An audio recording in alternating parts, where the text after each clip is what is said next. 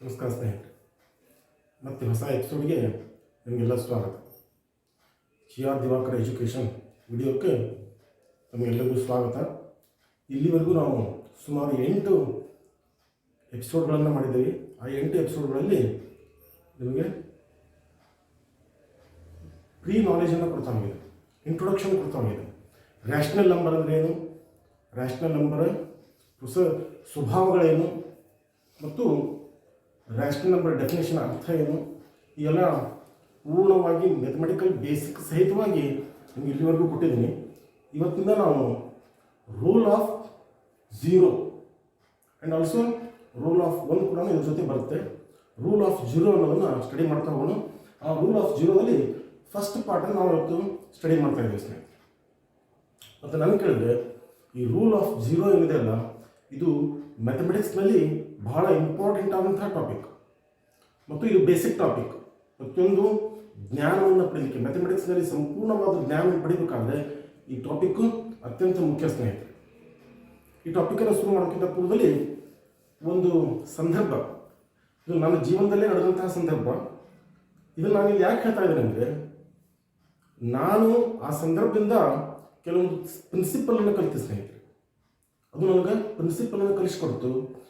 ಈ ಪ್ರಿನ್ಸಿಪಲ್ಲು ನಮ್ಮ ತಾಯಿ ನನಗೇನು ಕಲಿಸ್ಕೊಟ್ಲು ಆ ಸಂದರ್ಭದಲ್ಲಿ, ಅದು ನನ್ನ ಎಲ್ಲ ಸ್ಟೂಡೆಂಟ್ಸ್ಗಳಿಗೂ ಸದುಪಯೋಗ ಆಗಲಿ, ಆ ಸಿದ್ಧಾಂತವನ್ನು ನಮ್ಮ ಎಲ್ಲ ವಿದ್ಯಾರ್ಥಿಗಳು, ಎಸ್ಪೆಷಲಿ ನಮ್ಮ ಭಾರತೀಯ ವಿದ್ಯಾರ್ಥಿಗಳು ಇದನ್ನು ಅಳವಡಿಸ್ಕೊಳ್ಳಿ ಅನ್ನುವಂಥ ಒಂದು ಸದುದ್ದೇಶದಿಂದ ಈ ಸಂದರ್ಭವನ್ನು ಮುಂದೆ ಹೇಳ್ತಾ ಇದ್ದೇನೆ ಸ್ನೇಹಿತರೆ. ಈ ಸಂದರ್ಭ ನಡೆದದ್ದು ನಾನಿನ್ನೂ ತುಂಬ ಚಿಕ್ಕವನಾಗಿದ್ದಾಗ, ಬಹುತೇಕ ನನಗಿನ್ನೂ ಪೂರ್ಣ ಜ್ಞಾನ ಅಂದರೆ ಬಹಳ ಚಿಕ್ಕ ವಯಸ್ಸು, ಬಹಳ ಸಣ್ಣ ವಯಸ್ಸು, ಸುಮಾರು 5 ರಿಂದ 6 ವರ್ಷ ಇರಬಹುದು. ಅಂಥ ವಯಸ್ಸಿನಲ್ಲಿ ನನಗೆ ಅತ್ಯಂತ ದೊಡ್ಡವಾದಂಥ ಒಂದು ತತ್ವವನ್ನು ನಮ್ಮ ತಾಯಿ ಸರಳವಾಗಿ ನನಗೆ ಹೇಳಿಕೊಟ್ಲು.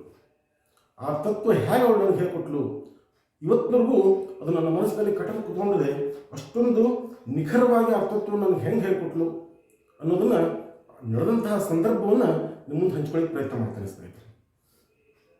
ಅವಾಗ ಏನಿತ್ತು ಅಂದರೆ, ನಾನು ಪ್ರೈಮರಿ ಸ್ಕೂಲಲ್ಲಿ, ನಮ್ಮ ತಾಯಿ ಪ್ರೈಮರಿ ಸ್ಕೂಲ್ ಟೀಚರು, ನಮ್ಮ ತಾಯಿ ಜೊತೆನೇ ಸ್ಕೂಲಲ್ಲಿ ಹೋಗ್ತಾ ಇದ್ದೆ. ಯಾಕಂದರೆ ಸುಮಾರು 6ನೇ ವಯಸ್ಸಿಗೆ ಅಡ್ಮಿಷನ್ ಆಗ್ತಿತ್ತು. ಅವಾಗ 6ನೇ ವಯಸ್ಸಿಗಿಂತ ಕೆಳಗಡೆ ಅಡ್ಮಿಷನ್ ಆಗ್ತಿರ್ಲಿಲ್ಲ. ಮತ್ತು ಅವಾಗ ಭಿನ್ನತ್ತ ಅಂತ ಒಂದಿತ್ತು, ಬಟ್ ಭಿನ್ನತ್ತ ಕೆಲವರು ಕಳಿಸ್ತಾ ಇದ್ರು, ಕೆಲವರು ಕಳಿಸ್ತಾ ಇರಲಿಲ್ಲ. ಹೀಗಾಗಿ ನಾನು ಏನು ಮಾಡ್ತಿದ್ದೆ ಅಂದರೆ, 6ನೇ ವಯಸ್ಸಿಗಿಂತ ಮೊದಲು ನಮ್ಮ ತಾಯಿ ಪ್ರೈಮರಿ ಸ್ಕೂಲ್ ಟೀಚರ್ ಇದ್ದು, ಅವಳು 1ನೇ ಕ್ಲಾಸನ್ನು ಹೇಳ್ತಾ ಇದ್ದು, ಅವಳ ಜೊತೆನೇ ಹೋಗ್ತಾ ಇದ್ದೆ. ಆ ವಯಸ್ಸಿನಲ್ಲೇ ನನ್ನ 1ನೇ ಮಕ್ಕಳ ಜೊತೆ ನಾನು ಕೂಡಿಸ್ತಾ ಇದ್ದು, ಅವ್ರ ಜೊತೆ ವಿಷಯವನ್ನು ಹೇಳ್ತಾ ಇದ್ದೆ. ಹೀಗೆ ಸುಮಾರು ಒಂದು 2-3 ವರ್ಷ ನಾನು 1ನೇ ಕಲಿತೀನಿ ಸ್ನೇಹಿತರೆ. 6 ವರ್ಷಕ್ಕೆ ಬಂದಮೇಲೆ ಆ್ಯಕ್ಚುಲಿ ಅಡ್ಮಿಷನ್ ಆಯಿತು, ಅವಾಗ ಮತ್ತೆ 1ನೇ ಕಲಿತೆ. ಹೀಗೆ ನಮ್ಮ ತಾಯಿ ಜೊತೆ ನಾನು ಮೊದಲಿನ ಸ್ಕೂಲಿಗೆ ಹೋಗ್ತಾ ಇದ್ದೆ. ಶನಿವಾರ ನಮ್ಮೂರು ಸಂತೆ ಸ್ನೇಹಿತರೆ, ಬ್ಯಾಡಗಿ ಸಂತೆ ಶನಿವಾರ. ಶನಿವಾರ ನಮ್ಮ ಸ್ಕೂಲ್ ಏನಾಗೋದು 11:20ಕ್ಕೆ ಸ್ಕೂಲ್ ಮುಗಿದ್ಬಿಡೋದು. ಸೊ ಸ್ಕೂಲಿಂದ ಬಂದ ತಕ್ಷಣ ನಮ್ಮ ತಾಯಿ ಏನು ಮಾಡ್ತಿದ್ರು ಅಂದರೆ, ನಮ್ಮ ತಾಯಿ ಮತ್ತು ನಮ್ಮ 2 ಅಕ್ಕಂದರು ಮತ್ತು ನಾನು, ನಮ್ಮ ಫಾದರ್, ಇಷ್ಟು ಜನ ನಮ್ಮ ಮನೆ ಮೆಂಬರು. ನಮ್ಮ ಫಾದರು ಹೊರಗೆ ಹೋಗ್ಬಿಡೋರು, ಮನೆಯಲ್ಲಿ ಉಳಿಯೋರು ನಾನು ಮತ್ತು ನಮ್ಮ 2 ಸಿಸ್ಟರು ಮತ್ತು ನಮ್ಮ ಅಕ್ಕಂದರು ಮತ್ತು ನಾನು. ಈಗೇನಾಗೋದು, ಶನಿವಾರ ಸ್ಕೂಲಿಂದ ಬಂದ ತಕ್ಷಣ ಸಂತಿಗೆ ಹೋಗ್ಬೇಕಾಗ್ತದೆ. ಸಂತಿ ನಮ್ಮ ಮನೆ ಮುಂದೆ ಒಂದು ಸರ್ಕಲ್ನಲ್ಲಿ ಸಂತಿ ನಡೀತಾ ಇತ್ತು. ಆ ಸಂತಿಗೆ ಹೋಗಲಿಕ್ಕೆ ನಮ್ಮ ತಾಯಿಯರು ಏನು ಮಾಡೋದು ಅಂದರೆ, ನನ್ನ ಜೊತೆ ಕರ್ಕೊಳ್ಳೋರು ನಮ್ಮ ಅಕ್ಕ. ಅವಳು ಸಣ್ಣ ವಯಸ್ಸೇ, ಬಟ್ ನಮ್ಗಿಂತ ದೊಡ್ಡ ವಯಸ್ಸು, ಸ್ವಲ್ಪ ಸುಮಾರು ಒಂದು 3-4 ವರ್ಷ ನಮ್ಗಿಂತ ದೊಡ್ಡವಳು. ಅವಳ ಜೊತೆ ನನ್ನ 2ನೇ ಅಕ್ಕನನ್ನು ಅವಳ ಜೊತೆ ಬಿಡೋಳು, ನನ್ನ ತನ್ನ ಜೊತೆ ಕರ್ಕೊಂಡು ಹೋಗೋಳು. ಅಂದರೆ ಅವಳಿಗೆ ಇನ್ನೂ ಸಣ್ಣವಳು, 2 ಹುಡುಗನ್ನ ಮೇಂಟೈನ್ ಮಾಡೋದು ಕಷ್ಟ ಆಗುತ್ತೆ ಅಂತ ಒಂದು ಸಣ್ಣ ನಮ್ಮ ಅಕ್ಕ, ಅವಳು ಇನ್ನೂ ಸ್ವಲ್ಪ ತುಂಬ ಸಣ್ಣವಳು, ನನಗಿಂತ 1 ವರ್ಷ ಇರೋಳು ಅಷ್ಟೇ. ನಾನು ಸುಮಾರು 4 ರಿಂದ 5 ವರ್ಷ ಇರ್ಬೋದು ಅವಾಗ. ಅವಳ ಜೊತೆ ಬಿಡೋಳು, ನನ್ನ ಸಂತಿ ಕರ್ಕೊಂಡು ಹೋಗೋಳು. ಹೀಗೆ ಒಂದು ಶನಿವಾರ ನನ್ನ ಸಂತಿ ಕರ್ಕೊಂಡು ಹೋಗಿದ್ವಿ. ಹೋದಾಗ ಏನಾಯಿತು, ಸಂತಿಯಲ್ಲಿ ಕೇಳ್ತಾ ಒಂದು ದ್ರಾಕ್ಷಿ ಹಣ್ಣಿನ ಅಂಗಡಿ ಹತ್ರ ಬಂದಿದ್ದೆ. ದ್ರಾಕ್ಷಿ ಹಣ್ಣು ಹಂಚ್ಕೊಂಡು ಕೂತಿದ್ದ, ಒಳ್ಳೆ ತುಂಬ ನೋಡ್ಲಿಕ್ಕೆ ಒಳ್ಳೆ ಕೆಂಪು ಹಸಿರು ದ್ರಾಕ್ಷಿ ಚೆನ್ನಾಗಿತ್ತು. ಅವಳು ಅವನ ಜೊತೆ ಎನ್ಕ್ವೈರಿ ಮಾಡ್ತಾಳೆ, ದ್ರಾಕ್ಷಿ ಹೆಂಗೆ kg, ಹ್ಯಾಕೆ ಕೊಡ್ತೀಯ, ಎಷ್ಟು, ಈ ದ್ರಾಕ್ಷಿ ಎಷ್ಟು, ಈ ದ್ರಾಕ್ಷಿ ಎಲ್ಲ ಎನ್ಕ್ವೈರಿ ಮಾಡ್ತಾ ಇದ್ದಾಳೆ. ಅವ್ರದ್ದೇನಾಯಿತು, ಆ ಕಡೆ ಯಾವುದೋ ದ್ರಾಕ್ಷಿ ಹಣ್ಣನ್ನು ಅವಳು ಆ ಕಡೆ ಎಲ್ಲೋ ನೋಡ್ಕೊಳ್ತಾ ಇದ್ದು, ಅಂಗಡಿ ಒಂದು ದೃಷ್ಟಿ ಅವಳ ಕಡೆ ಇತ್ತು, ನಾನು ಈ ಕಡೆ ನಿಂತಿದ್ದೆ. ನನ್ನ ಕಡೆ ಅವನ ದೃಷ್ಟಿ ಇರಲಿಲ್ಲ. ನಮ್ಮ ತಾಯಿ ಕಡೆ ಪೂರ್ಣ ಕಾನ್ಸಂಟ್ರೇಷನ್ ಅವನಿತ್ತು, ಆ ಕಡೆ ಅವನು ನೋಡ್ತಾ ಇದ್ದ. ನನಗೇನಾಯಿತು, ಸಣ್ಣ ವಯಸ್ಸು, ಆ ದ್ರಾಕ್ಷಿ ನೋಡಿದ ತಕ್ಷಣ ಬಿಸಿಲು ಬೇರೆ, ತುಂಬ ನಡ್ಕೊಂಡು ಬಂದಿದ್ವಿ, ನೀರಡಿಕೆ ಆದಂಗೂ ಆಗಿತ್ತು. ಆ ದ್ರಾಕ್ಷಿ ನೋಡಿದ ತಕ್ಷಣ ಒಂದು ತೊಗೊಂಡು ಬ್ಯಾಗ್ ಹಾಕ್ಕೋಬೇಕು ಅಂತ ಆಸೆ ಬಂತು. ಬಟ್ ನನ್ನ ಗೊತ್ತಿತ್ತು ನನಗೆ, ಆ ದ್ರಾಕ್ಷಿ ಹಾಗೆ ತೊಗೊಂಡ್ರೆ ಅವ್ನು ಬೈತಾನೆ ಅನ್ನೋದು ಗೊತ್ತಿತ್ತು. ಅವ್ನಿಗೆ ಗೊತ್ತಿಲ್ದಾಗ ತೊಗೊಂಡ್ರೆ ಅವ್ನಿಗೆ ಗೊತ್ತಿಲ್ದಾಗ ತೊಗೊಂಡ್ರೆ ನಡೆಯುತ್ತೆ. ಅವಾಗ ನನಗದು ಕಳುವು ಅನ್ನೋಂಥ ಭಾವನೆ ಇರಲಿಲ್ಲ. ಇದು ತಪ್ಪು, ಇದು ಕಳುವು, ಇದೆಲ್ಲ ನನಗೆ ಗೊತ್ತಿರಲಿಲ್ಲ. ಅವ್ನಿಗೆ ನೋಡ್ದಾಗ ತೊಗೊಂಡ್ರೆ ಅವ್ನು ಬೈಯಲ್ಲ, ಅವ್ನು ನೋಡಿದ್ರೆ ಬೈತಾನೆ, ಅವ್ನು ನೋಡ್ದಾಗ ತೊಗೊಂಡು ಬ್ಯಾಗ್ ಹಾಕ್ಕೋಬೇಕು. ಇದಷ್ಟೇ ನನ್ನ ಕಲ್ಪನಾ. ಅವಾಗ ಅದರ ಅರ್ಥ ಏನು, ಹಂಗೆ ತೊಗೊಂಡ್ರ ಅರ್ಥ ಏನು, ಇದು ಯಾವುದೂ ನನ್ನ ಕಲ್ಪನಾ ಇಲ್ಲ. ಈಗೇನು ಮಾಡ್ಲಿಕ್ಕೆ ಶುರು ಮಾಡಿದ, ನಮ್ಮ ತಾಯಿ ಮುಖವನ್ನು ನೋಡಿದೆ, ಅವನ ಮುಖವನ್ನು ನೋಡಿದೆ, ಇಬ್ಬರು ಅಲ್ಲಿ ಬ್ಯುಸಿಯಾಗಿದ್ದರು. ನನ್ನ ಕಡೆ ಇಬ್ಬರದು ಲಕ್ಷ ಇಲ್ಲ. ಸೊ ನಾ ಏನು ಮಾಡಿದೆ, ಸಟ್ನ ಒಂದು ದ್ರಾಕ್ಷಿನ ಹಿಂಗೆ ಹಾಕ್ಕೊಂಡೆ. ಉದ್ದೇಶ ಅಷ್ಟೇ, ಅದನ್ನ ಹಾಕ್ಕೊಂಡು ಬ್ಯಾಗ್ ಹಾಕ್ಕೋಬೇಕು ಅಂತ. ಅದನ್ನ ಹರ್ಕೊಂಡ ತಕ್ಷಣ ನಮ್ಮ ತಾಯಿ ಅದನ್ನು ನೋಡಿದಾಗ, ಅವಳಿಗೆ ಆ ಕಡೆ ಲಕ್ಷ ಇದೆ. ಹರ್ಕೊಂಡ ತಕ್ಷಣ ನಮ್ಮ ತಾಯಿ ಹಿಂಗೆ ಕೈ ಹಿಡಿದ್ರು. ನಾನು ನಮ್ಮ ತಾಯಿ ಮುಖ ನೋಡ್ಲಿಕ್ಕೆ ಅದು ತಪ್ಪು ನನಗೆ ಗೊತ್ತಿಲ್ಲ, ಬಟ್ ತೊಗೊಂಡಿಲ್ಲ. ಅವಾಗ ಒಳ್ಳೆಯದು ಹಾಕೋದು ಹೊಳ್ಳೆದು ಹಾಕೋದು ನಾನು. ಅವಾಗ ಆ ದ್ರಾಕ್ಷಿ ಹಣ್ಣಿನ ಅವನು ಮಾಡಿದ, ಹೋಗ್ಲಿ ಬಿಡ್ರಿ ಹಾಕಾರ, ತೊಗೊಳ್ಬಿಡ್ತು, ಇಲ್ಲಿ ಬಿಡ್ರಿ ಅಲ್ಲ, ಇಲ್ಲ ಸುಮ್ಮನಿರೋನು. ನನಗೆ ಸ್ವಲ್ಪ ಪಿಂಚಾಯ್ತು. ನಮ್ಮ ತಾಯಿ ನನ್ನ ಪರವಾಗಿಲ್ದ ಅವನ ಪರವಾಗಿ ನಿಲ್ತಾ ಇದ್ರಲ್ಲ, ಅವನೇ ಬೇಡ ಸುಮ್ಮನೆ ಅಂತಂದ್ರೆ ಇವಳು ತಿನ್ಲಿಕ್ಕೆ ಬಿಡ್ತಾ ಇಲ್ವಲ್ಲ, ಒಂದು ಸ್ವಲ್ಪ ಪಿಂಚಾಯ್ತು. ಅವಾಗ ಒಳ್ಳೆ ಮಾಡಿದ್ದು, ಅದನ್ನ ಹಾಕಲಿ ಅಂತ ಮತ್ತು ಸ್ವಲ್ಪ ಜೋರಾಗಿ ಹೇಳಿದೆ. 2 ಸಲ ಹೇಳಿದ್ರು ನಾನು ಹಾಕಲಿಲ್ಲ, 3ನೇ ಸಲ ಜೋರಾಗಿ ಹೇಳಿದೆ, ಹಾಕಲ್ಲ ನಾನು ಹಾಕಿದೆ. ಹಾಕಿದ ತಕ್ಷಣ ನೆಕ್ಸ್ಟ್ ಅವಳು ಮಾಡಿದ್ದೇನು ಅಂದರೆ ಸಾರಿ ಕೇಳೋದು ನಾನು. ನನಗೆ ಅದು ತಪ್ಪು ಅನ್ನೋದು ಗೊತ್ತಿಲ್ಲ, ಬಟ್ ನಾನು ತಿನ್ನೋದಕ್ಕೆ ನನಗೆ ಬೇಕಾಗಿತ್ತು. ನಮ್ಮ ತಾಯಿ ನನಗೆ ಅದಕ್ಕೆ ಅಡ್ಡಿಪಡಿಸ್ತಾ ಇದ್ದಾಳೆ ಅಂತ ಇಷ್ಟೇ ನಾನು ಕಲ್ಪನಾ. ಅವನು ಇರಲಿ ಬಿಡ್ರಿ, ಯಾಕಂದ್ರೆ ತೊಗೊಳ್ಳಿ ಬಿಡ್ರಿ ಅಂತ ಅವನು ಅಂತ ಇದ್ದಾನೆ. ಸೊ ನನಗೇನು ಭಾವನೆ ಅಂದರೆ, ಅವನು ತೊಗೊಳ್ಳಿ ಅಂತ ಇದ್ದಾನೆ, ಇವಳು ಯಾಕೆ ಬೇಡ ಅಂತ ಇದ್ದಾಳೆ ಅಂತ ಸೊಪ್ಪಿಂಚಾಯ್ತು. ಈಗ ಸ್ವಾರಿ ಅಂದಾಗ ತುಂಬ ಹರ್ಟ್ ಆಯ್ತು ನನಗೆ. ನಮ್ಮ ತಾಯಿ ನನ್ನ ಪರವಾಗಿ ಅವನ ಪರವಾಗಿ ನಿಲ್ತಾ ಇದ್ದಾಳಲ್ಲ ಅಂತ ಸ್ವಲ್ಪ ಹರ್ಟ್ ಆಯಿತು. ಸ್ವಲ್ಪ ಸಿಟ್ಟು ಬಂತು ಆ ಸಂದರ್ಭದಲ್ಲಿ. ನಾನು ಒಮ್ಮೆಲೆ ಅವನು ಸಾರಿ ಕೇಳಲಿಲ್ಲ. ಅವುಗಳು ಜೋರು ಮಾಡಿದ್ದು, ಇನ್ನೂ ಜೋರು ಮಾಡಿ ಅವಳು ಭಾಳ ಸಿಟ್ಟು ಬಂದಾಗ ಅವಳದು ಒಂದು ಚಿಹ್ನೆ ಐತೆ ಸ್ನೇಹಿತರೆ. ಆ ಚಿಹ್ನೆ ಮಾಡಿದರೆ ನಮ್ಮ ಟಾಕಿನ ಬಿಚ್ಚಿಬಿಡೋದು, ಅಷ್ಟೊಂದು ಹೆದರ್ತಿದ್ವಿ ನಾವು. ಅವಳು ಏನು ಮಾಡ್ತಿದ್ವು ಅಂದರೆ ಹಿಂಗೆ ಬಳಿ ಇರಿಸೋಳು. ಹಂಗೆ ಬಳಿ ಇರಿಸಿದ್ಲು ಅಂದರೆ ನಮಗೆ ನಮ್ಮ ಟಾಕಿ ಬಿಚ್ಚಿಬಿಡೋದು. ಅವ್ಳು ಹೇಳೋದಂಗೆ ಕೇಳ್ಬಿಡ್ತಾ ಇದ್ವಿ. ಸೊ ಸಾರಿ ಕೇಳೋಣ ನಾವು ಇಷ್ಟು ಸೂಕ್ಷ್ಮ ಮಾಡಿದ್ವಿ. ಅವಾಗ ನಾನು ಸಾರಿ ಅಂದೆ.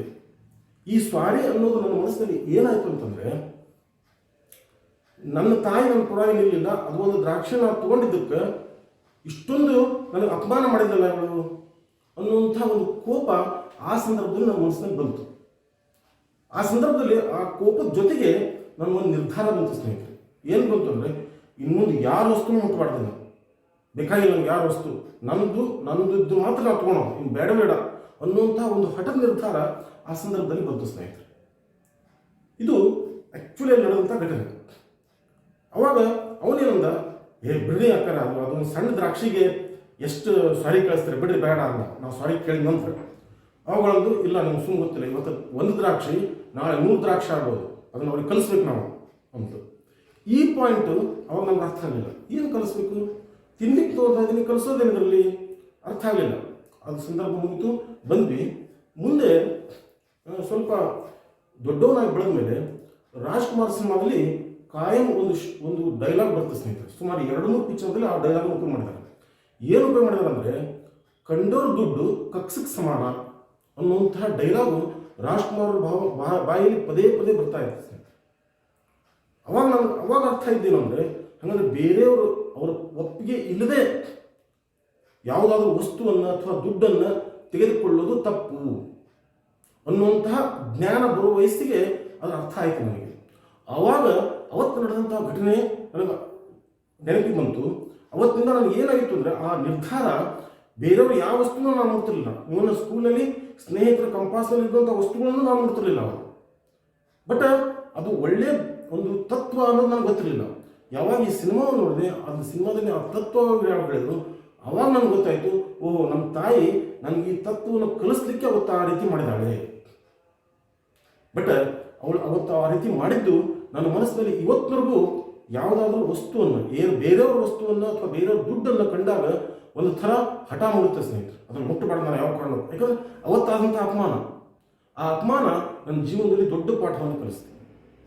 ಆದ್ದರಿಂದ ನಾನು ನನ್ನ ವಿದ್ಯಾರ್ಥಿಗಳಿಗೂ ಕೇಳೋದೇನೆಂದರೆ, ಯಾವ ಕಾರಣಕ್ಕೂ ಯಾವುದೇ ಕಷ್ಟಪಡದೆ ಅಥವಾ ಯಾವುದೇ ಅನ್ಯಾಯದಿಂದ ಅಥವಾ ಸುಲಭವಾಗಿ ಸಿಗುವಂತಹ ದುಡ್ಡು ಕಾಸು ವಸ್ತುಗಳಿಗೆ ಯಾವತ್ತೂ ಆಶೆ ಪಡಬೇಡ ಸ್ನೇಹಿತರೆ. ಅದು ಯಾವತ್ತೂ ನಮ್ದಾಗಲಿಕ್ಕೆ ಸಾಧ್ಯವೇ ಇಲ್ಲ.